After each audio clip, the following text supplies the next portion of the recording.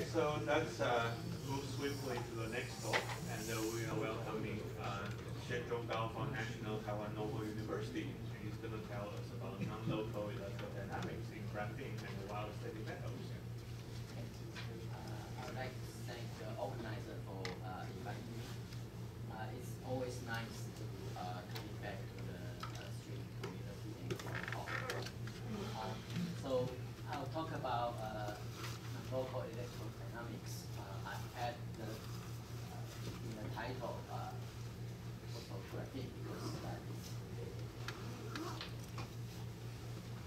so these are my outlines. Sorry. So let's start with graphene. It's well known that graphene forms planar structure with honeycomb lattice. So even though each carbon atom looks the same, but actually you can classify them into two groups. One in we can call it site A, and the other site B. Each site A atom is surrounded by the nearest neighbor from site B. So it's easy to write down a simple high-binding model for the system. And here's the relevant parameter. For example, the bond length is about 1.4 angstrom. And we can also go to the reciprocal lattice, which is also a honeycomb lattice. And actually, there will be 2 points around here. Later, we will see the so-called Dirac points. And the energy scale coming from this bond length will give you about 2.7.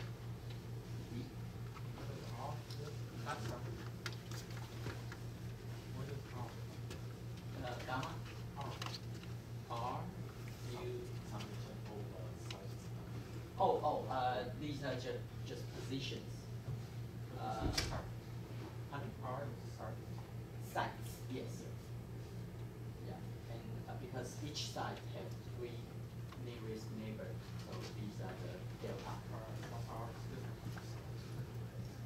It is site, but I mean on each site you have 3 nearest neighbors. So the alpha give you. I see. I think it's the same. It's the number. So if you go to the momentum space, it will be like in this form. You have site A and site B, but the Hamiltonian will be off diagonal. So it can be diagonalized easily, of course. And the exact form, explicit form of H is like this. So in general, you can see that it's a complex number. And in order to have 0 energy points, we need to require this H to be exactly 0. So you have 2 conditions on the real part and imaginary part. And in 2 dimensions, K also have 2 degree of freedom. So most likely you will have some discrete solution. And that's give you the Dirac points. And these are the 2 Dirac points that I mentioned before. One in here, the other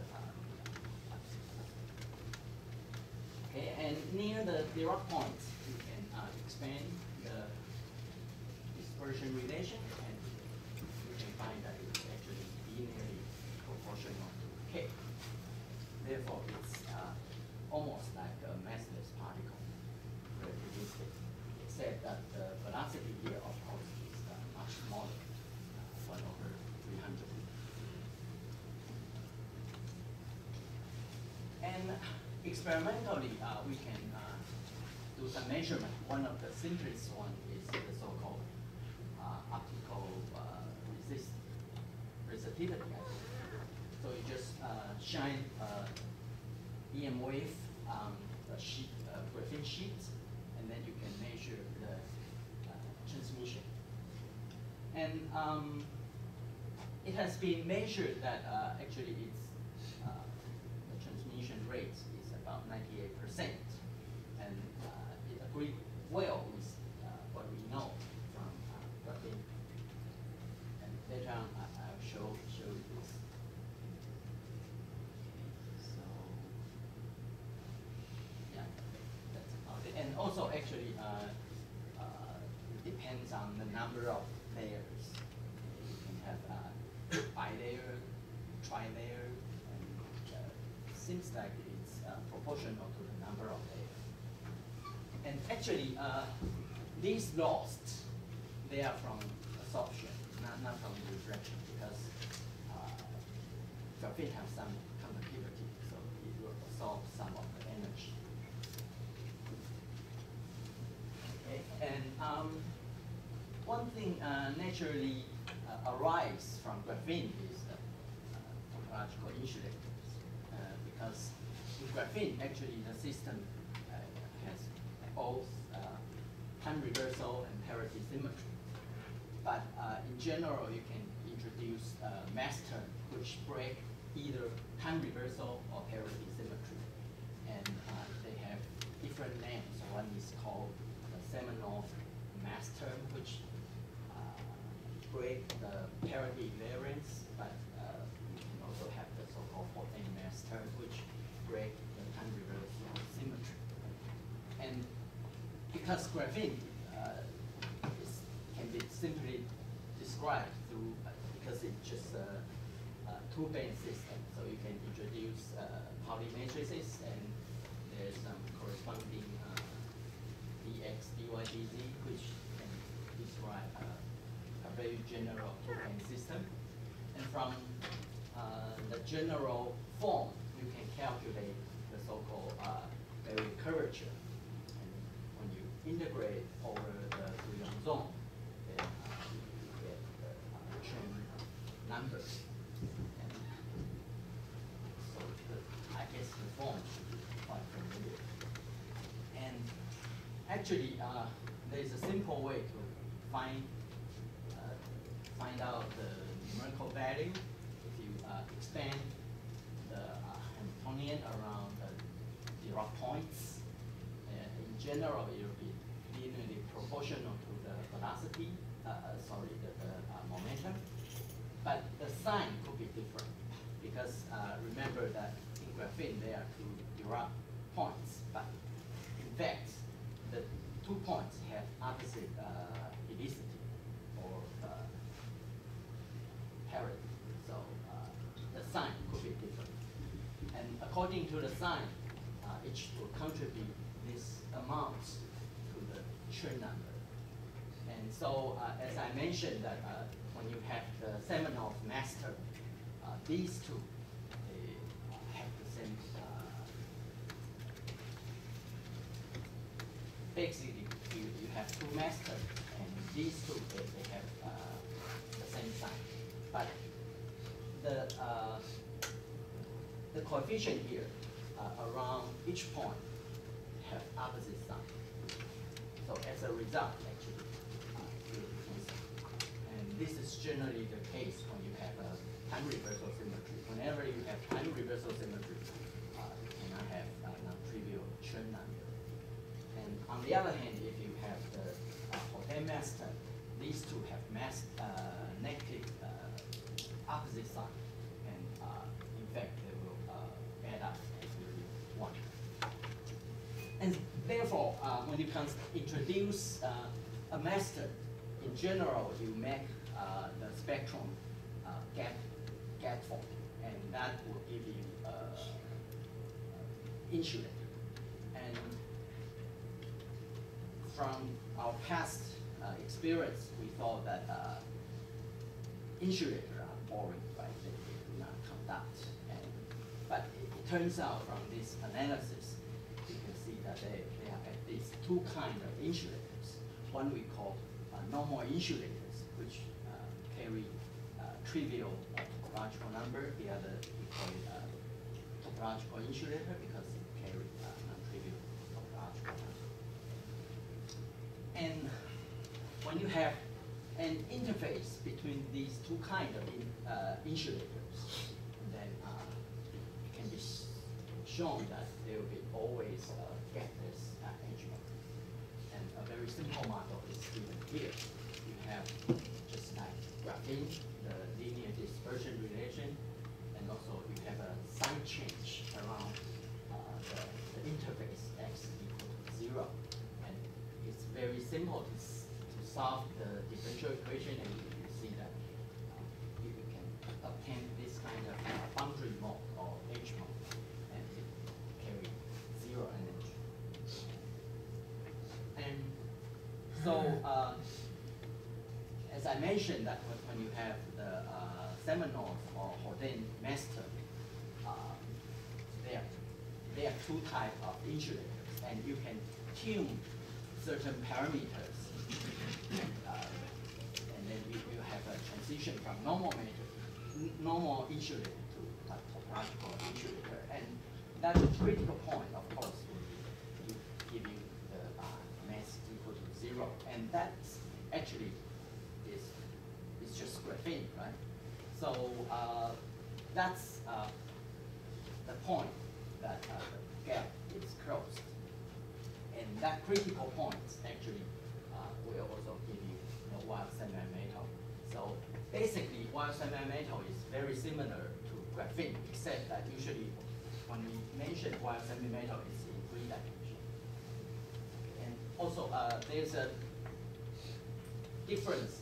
Sometimes we have Dirac semi-metal, sometimes we have Weyl semi-metal. The only difference is that whether the left-handed part and the right-handed part, do they coincide in the momentum space? And there's one simple lattice model which can give you explicit model of chain insulator. And by analyzing the mass around these 4 points, we can see that actually there are several cases by tuning this parameter mean. You can have the trivial space, or you can have the c equal to -1 or c equal to 1 space. And these points, of course, they will give you Weyl semi-metal. Okay, and to have Weyl semi-metal, you can simply just add, for example, one additional term, and then you will be able to see that you have 4 points in the Brion zone that will give you linear dispersion relation. That's the Weyl points. And another simple example is that if you just consider the 3 dx, dy, dz in this form, it will also give you a Weyl semi. But here, of course, you have 8 Weyl points. And of course, the left-handed and right-handed part are separate. And also, it's well known in lattice field theory, that is Nielsen-Ninomiya theorem, which tells you that in lattice model, left-handed and right-handed part, they always show up in pairs. And also, the Weyl points, if we calculate the Berry curvature, there will be like magnetic monopole in the momentum space. And experimentally, there's one interesting feature that on the boundary of Weyl semi-metal, there will be so-called Fermi arcs. So experimentally, this Dirac semi-metal, and you can find points, Dirac points or Weyl points. If it's Weyl points, and suppose this is left-handed and this is right-handed, on the boundary, actually, by doing the so-called R-pace, you can see this Fermi arc, along which the dispersion is linear. It's like Fermi surface. Okay, so let me now move to the direct calculation of the Weyl metal. Basically, we are going to calculate the conductivity because that's one of the simplest physical quantity that we can measure. Okay, and the relevant part will be we have an interaction, so that give us the vertex, and of course we have a propagator for electron, and also we have a propagator for photon, which is the electromagnetic the Coulomb interaction basically between the electrons. And this is not dynamical. Okay, and for simplicity, we'll do the Euclidean calculation. So in the end, we need to do this substitution to get a physical conductivity. Okay, so the basic quantity that we need to calculate is the so-called rho correlation function or the JJ correlation function. And here we also have a gauge matrix. Therefore, we have a relation between this chi and this Kij. And therefore, by calculating this chi, we'll be able to find out the polarization. And polarization, of course, is related to conductivity. It's what we learned in basic electrodynamics. And from solid-state physics, you also learn that conductivity is related to this Kij through this relation. And usually this is called the Hooke formula.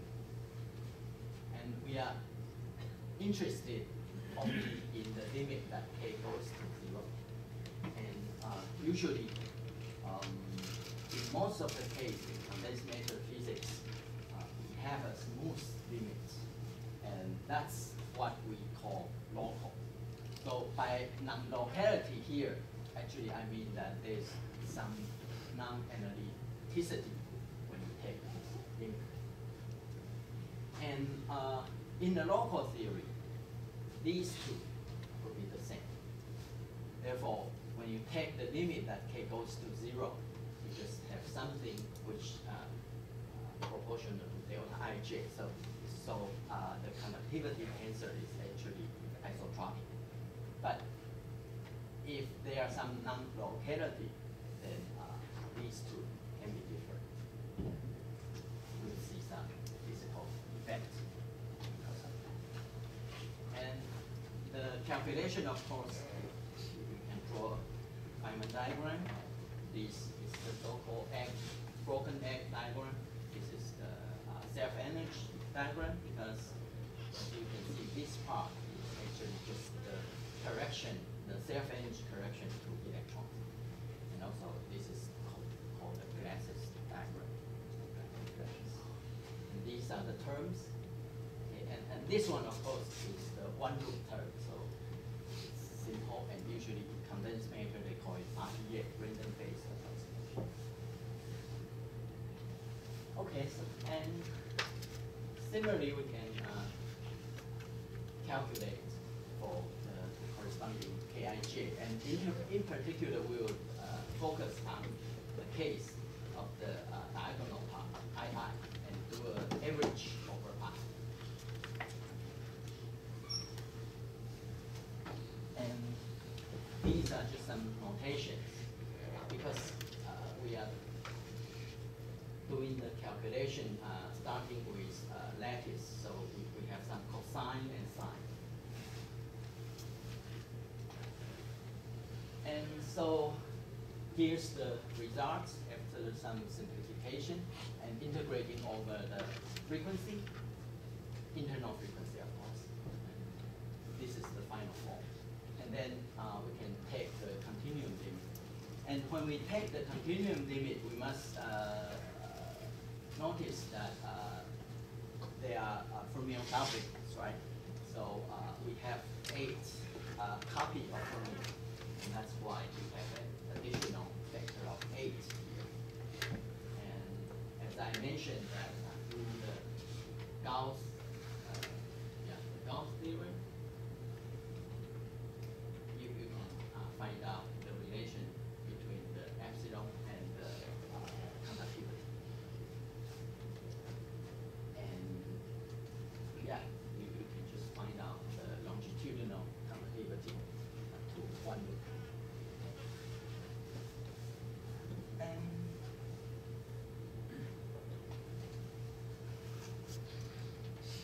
And then we can move on to calculate the JJ correlators. And again, it's in one loop. So it turns out that in the final results, they are identical at one loop there. And also, as I mentioned, in the previous slide, I've shown you this result. So there's an omega here, right? So when you take the limit that omega goes to 0, this is 0. And therefore, there is no conductivity, which means that while semi-metal is insulator, and if it's an insulator, then there won't be any screening, right? And therefore, long-range interaction, in particular Coulomb interaction, could be important. So we need to take into account the effect of that. And in the case of graphene, it's also similar. There you have a finite conductivity, the so-called minimal conductivity, but it's relatively smaller compared to the usual metal. So there also we believe that screening is negligible, so we need to consider two-loop effect. Okay, so we move on to the two-loop calculation. So the calculation could be tedious, but you can always resort to mathematics to carry out the calculation. And in the continuum limit, that this is the form. And one important point is that it looks like there could be some IR divergence. And it even worse for graphene because it's well known that infrared divergence is more severe in lower dimension. But fortunately, after we calculate the self-energy diagram, when we add up the self-energy diagram and the egg diagram, actually the infrared divergence cancel out. This is quite typical in some of the massless theory in lower dimension. In separate diagram, there's infrared divergence, but when you sum it up to the same, all the terms in the same order, usually you can see some infrared cancellation, divergence cancellation. And the glass is very simple because it's just square of the one loop result. So in the end, we can carry out the calculation and obtain this analytic form. And although there's, of course, UV divergence, but UV divergence here is not great for us because you have a natural cutoff, the data is constant.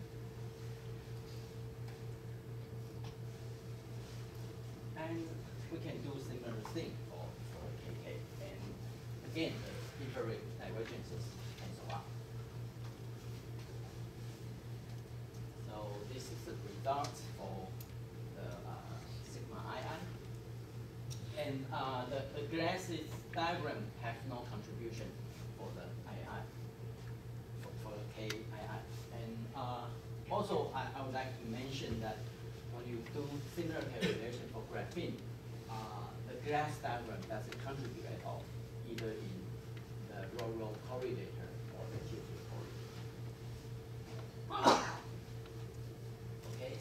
let me move on to talk about the non-locality, and these are the main reason why non-locality could appear in these cases. And the reason is that usually in most of the system, you either have gapped excitation, where you got insulator, or you have screening when you consider normal metal, so that there's no long-range interaction. And also, in most of the material, you have disorder, so you introduce impurity, and that also gives you certain length scale, which so that you don't have gapless excitation. But in graphene or in Weyl semi-metal, if the sample is very pure, then all these doesn't come in. Therefore, it could be non-local. And actually, when we did the calculation to look, we see non-local because sigma L and sigma T are different. Okay, so I think I should move on. Because of the non-locality, there will be some modification of the electrodynamics. So there could be some setup that you can measure the effect, either by changing the geometry or by introducing magnetic flux. And non-locality also show up when you do optics. You shine EM wave on a graphene sheet or a Weyl semi-metal. When you look at the reflection and transmission, there will be some observable effects. And when you skip this detail, this is the result that I mentioned that you can calculate. When you have one single layer of graphene, you can calculate the reflection and transmission amplitude. And then when you subtract this out, this is the absorption. And this can be used to explain the experimental data.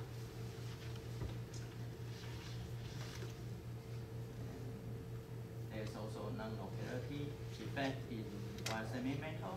Let me just say that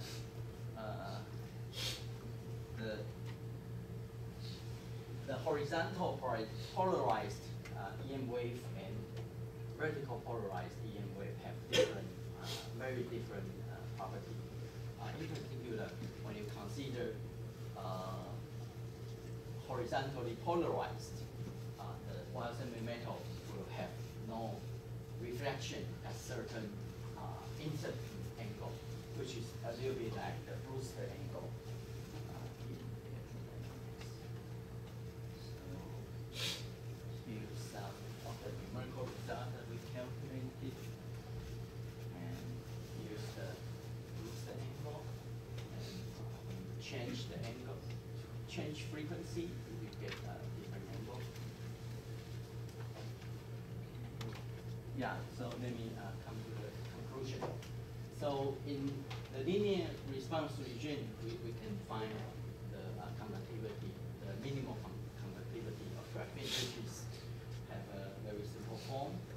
And if we compare with the optical conductivity, it's a good agreement. And if we consider Coulomb interaction, they will lead to certain correction, and it has different correction to the longitudinal and transversal parts. Therefore, there's a non-locality there. And similarly, for Weyl semi-metal, we also have this non-locality.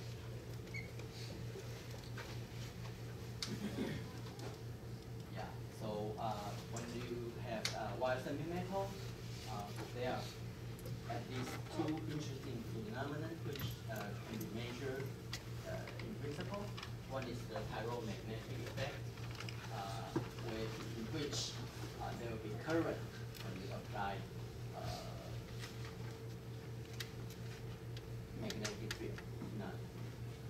So this is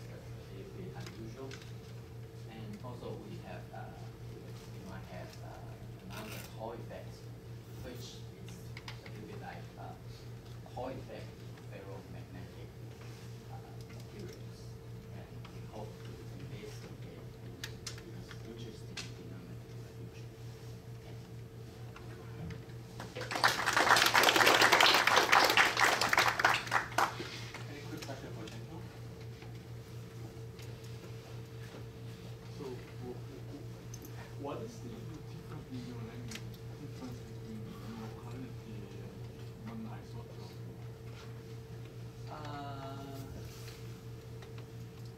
Well, this is still a little bit like isotropic because in order to get this result, you must first introduce, say, a current or some source which have direction, and in the end, you take the K. So what is the origin of the word non-locality? What is the origin of the non-locality? Basically, you have long-range interaction, and you have massless excitation. You have nothing to screen this out or to make it short range. So that's the two ingredients in order to see that.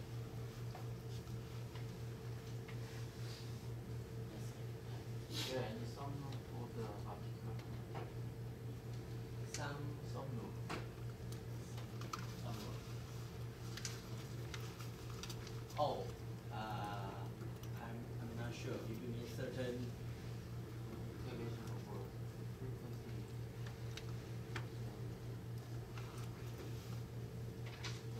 Integrate integration of Weyl. Oh. No, I'm not sure. We haven't thought about it in this way. So you said that if you have time reversal symmetry, then Mhm. every curvature is 0. But in principle, every phase could still be -1. Does that possibility show in any real model? Oh, really? I didn't know about that. Well, even the curvature is 0. Uh-huh. The very phase could be -1 for some global reasons. Oh. Is that a possibility in the real world? Oh, I see. You probably you are talking about something related to the theta term, and that theta could be pi instead of 0. Okay. Yeah.